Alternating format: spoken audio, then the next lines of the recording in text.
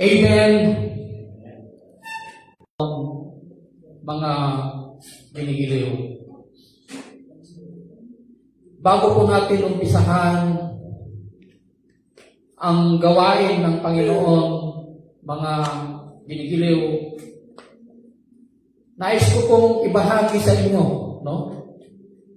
Ang salita ng Panginoon na matatagpuan po sa John 15. Ito ay patungkol sa puno ng ubas at ang kanyang mga sanga, mga ginigiliw. Ano ba ang nakabalot na misteryo sa ubas na ito na binabanggit ng salita ng Panginoon? Ang ubas na ito na lumabas mismo sa bibig ng ating Panginoong Hesukristo, mga ginigiliw. Ano nga ba ang kaugnayan nito sa buhay ng isang mananampalataya, sa isang Kristiyano, mga ginigiliw? No? Ano ba ang sinisimbolo ng ubas at ng kanyang mga sanga, mga ginigiliw? Ang sabi niya po dito sa 1:15, ako ang tunay na puno ng ubas at ang aking Ama ang tagapag-alaga, sabi niya. Inaalis niya ang bawat sangang hindi nagbubunga at kanya namang pinuputulan at nililinis ang bawat sangang nagbubunga upang magbunga pa ng lalong sagana, sabi niyo po. At sa pangatlo, nilinis na kayo sa pamamagitan ng mga salitang sinabi ko sa inyo, sabi po ng ating Panginoong Hesukristo. Sinasabi po dito ng ating Panginoong Hesukristo na siya po ang puno ng ubas. At ang nag-aalaga dito ay walang iba kundi ang kanyang Ama. Ito ay sumisimbolo, alam nyo, ang ubas na ito. Ito ay ginamit ng ating Panginoong Hesukristo na ehemplo. Dahil ito ay isa sa mga pangunahing produkto ng bansang Israel, mga ginigiliw. At inihahalin tulad niya ang ubas na ito sa kanyang sarili, mga ginigiliw. No? At sinabi pa niya, nilinis ko na kayo sa pamamagitan ng aking salita. Sinabi niya po, mga ginigiliw. At sabi niya po, dito, manatili kayo sa akin at mananatili din ako sa inyo. Meron din siyang sinabi dito na inaalis niya ang bawat sangang hindi nagbubunga at kanya namang pinuputulan at nililinis ang bawat sangang nagbubunga upang magbunga pa ng mas lalong sagana, sabi niyo po, mga ginigiliw. So nagbigay siya ng isang halimbawa, no? Kung naranasan nyo ng nagtanim ng talong, magbigay ako ng isang halimbawa ng talong na lang, no? Alam mo, para mas lalong magbunga yon ng marami, ang ginagawa po ng mga nagtatanim, pinuputulan po nila. Pinuputulan nila yung mga sanga ng talong upang sa ganon, no? At nililinisan nila upang sa ganon mas maganda yung pagsibol, no? Mas maganda yung pagbunga niya, mas marami yung bunga, nililinisan nila, mga ginigiliw. Kasi kung masyadong marami ang sanga, nag-aagawan yung anong tawag doon? Yung parang pagkain ng halaman, di ba? Anong tawag doon? Nag-aagawan sila. Kaya ang ginagawa niya, tinatanggal niya yung mga puno yung mga sanga na hindi nagbubunga. Upang sa ganon, nililinisan niya upang sa ganon, mas lalong dadami ang kanyang bunga. Parang kinukuha ng ibang iba yung mineral niya, hindi pinupron niya, nililinisan niya. 'Di ba? Kasi inaagaw nila yung mineral ng bawat sanga. So ang ginagawa nila, pinuputulan nila upang mas lalong magbunga ng marami. Sabi niya po, mga kinikiliw. Ito ay sa buhay natin bilang isang Kristiyano, mga kinikiliw, yung mga hindi nagbubunga. Ibig sabihin, mga kinikiliw, sa isang Kristiyano na hindi nagbubunga, ibig sabihin, pinuputol ng Panginoon. Tinatanggal niya. Tinatanggal ka niya sa kanyang kaharian. Lalong-lalo na kung wala ng pagbabago sa buhay mo, lalong-lalo na kung ayaw mo ng magpadisiplina. Diba? Oo. Ayaw mo nang makinig sa leader mo, ayaw mo nang makinig sa pastor mo. So, ang ginagawa niya, pinuputol niya, ibig sabihin, tinatanggal ka na niya sa kanyang kaharian. Alam niyo ang isang ubas, no? Sa kapanahunan natin ngayon, ang mga nagtratrabaho sa ubasan na binabanggit dito ay walang iba kundi yung mga pastor. Yun ang trabaho ng mga pastor. Sila ay nagtratrabaho sa ubasan ng Panginoon.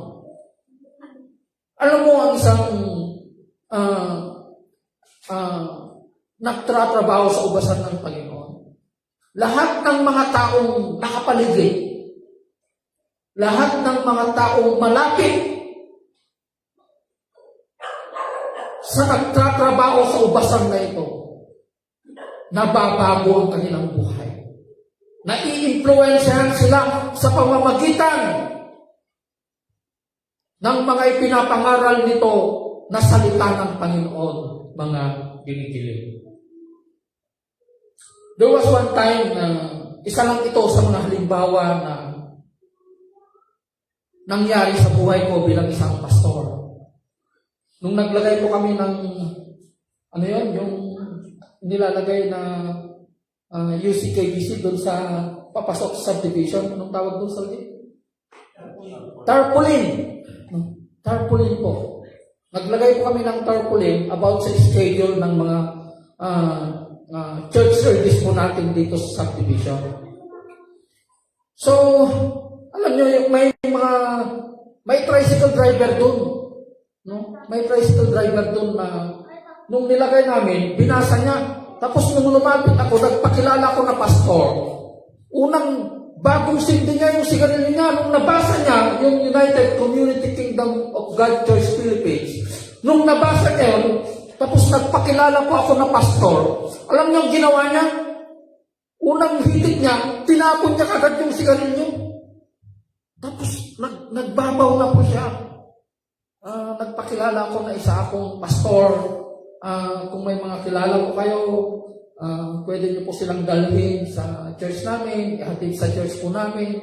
Pastor, sabi niya, kayo pala yung pastor dyan. Pastor, sige po pastor, para sabihin ko rin sa mga estudyante na naisasakay ko na may church ko dyan sa subdivision. Sabi niya, alam mo, paglalapit ka, nakikita nila yung ilaw, yung liwanag sa'yo. Nakikita nila yung puno ng ubas na pinaglilingkuran mo. Sa mga nagdaang araw, sa mga nakalipas na araw, no? There was one time na yung uncle ng misis ko, no, bago po sila umuwi ng Kalinga, 4 days ago siguro, 4 na araw na pong nakakalipas. Dumaan po sila sa bahay upang dalhin yung mga iba't ibang gamit ng pag-aayos ng tubo ng tubig. Dahil Binigay ko sa kanila para ayusin nila yung tubig sa bahay nila. Alam mo, nung lumapit ako sa kanya, nung paglapit ko sa kanya, nag-sign of the cross. Although yung sign of the cross ay hindi po ito applicable sa atin, no? Dahil hindi naman po siya Christian. No, ang alam nila na kabanalan, yung mga kaibigan po natin na ibang reliyon, ang alam nila na kabanalan ay yung pagsasign of the cross. So, hindi ko na lang pinansin kasi hindi naman siya Kristiyano, mga ginigiling. Although, ahead of that time ay pinatanggap po ng asawa ko ang uncle niya na ito, mga ginigiling. No, tinanggap niya ang Panginoong Jesucristo bilang Diyos at tagapagligtas ng kanyang buhay. Pero sa araw na yun, meron po siyang karamdaman. Meron po siyang karamdaman meron po siyang cancer na stage 4 or 5. Stage 5 na cancer, mga binigiliw. So paglapit ko sa kanya, nag-share ko ng konting salita ng Panginoon, no? Ang pinakamalagas sa lahat. Sumampalataya tayo sa ating Panginoong Jesucristo. Tanggapin natin siya bilang Diyos at tagapagligtas ng ating buhay at kaluluwa. Sabi ko sa kanya, wait, kanakayaman ng pastor, kanakayaman ng nag-sign of the naman. So, hindi ko na alam na yun na pala yung huling pagkikita namin. Dahil kinaumagahan, mamamatay na pala siya. Mamamatay na pala siya. Imagine, no? Pag lumalapit tayo sa mga taong ito, na dumadaan sa matinding pagsubok sa kanilang buhay, nababago yung buhay nila, nababago yung pananaw nila, talagang nai-influensyahan sila sa ilaw na taglay natin bilang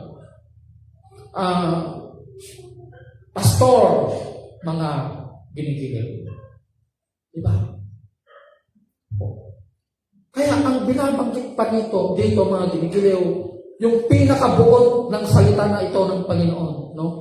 Ang pinakabuod nito, yung ubas na ito, sumisimbolo ito ng salita ng Panginoon. Na yung salita na ito ay walang iba kundi ang ating Panginoong Jesucristo. Kaya sinasabi niya dito, I have already cleansed you by the word and by the teachings I have spoken to you. Nilinis ko na kayo sa pamamagitan ng aking salita. It's only the word of God. Salita lamang ng Panginoon ang nakakapaglinis sa atin. At yung salita na ito ang tinutukoy niyang puno ng ubas. Kaya kung wala tayo, hindi tayo connected sa puno ng ubas na ito o sa salita ng Panginoon, may posibilidad na tayo ay puputulin at ihahagis sa naglalagablab na apoy. Dahil yun ang sinasabi ng John 15, mga pinigilin.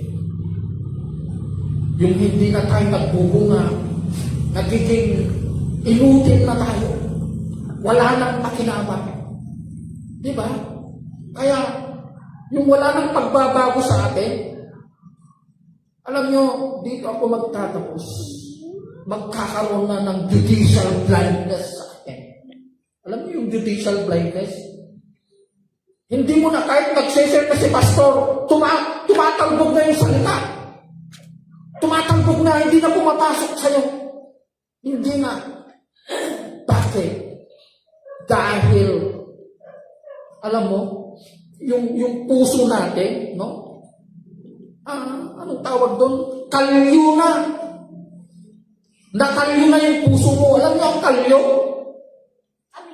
Nakalyo yung paa mo, wala ka nang nararamdaman kahit iyapak mo pa yan sa matitigas na bato. So kapag kalyo na yung puso mo, pinatigas na yan ng Panginoon. Dahil ayaw mong tanggapin at kilalanin ang salita ng Panginoon. Mga ginigiling, magkakaroon ka na ng judicial blindness. Ibig sabihin, mga ginigiling, hindi ka na, malayo ka na talaga sa Panginoon. Malayo ka na talaga, mga ginigiling. Diba? Kaya sabi na dito, hanapin ang Panginoon habang matatagpuan ka. Hanapin natin ang ating Panginoong Jesucristo, hanapin natin ang kanyang salita habang matatagpuan pa natin siya. 2 beses niya po itong sinabi sa Hebrew, ang Giliw, aside from the Old Testament. Mga Giliw.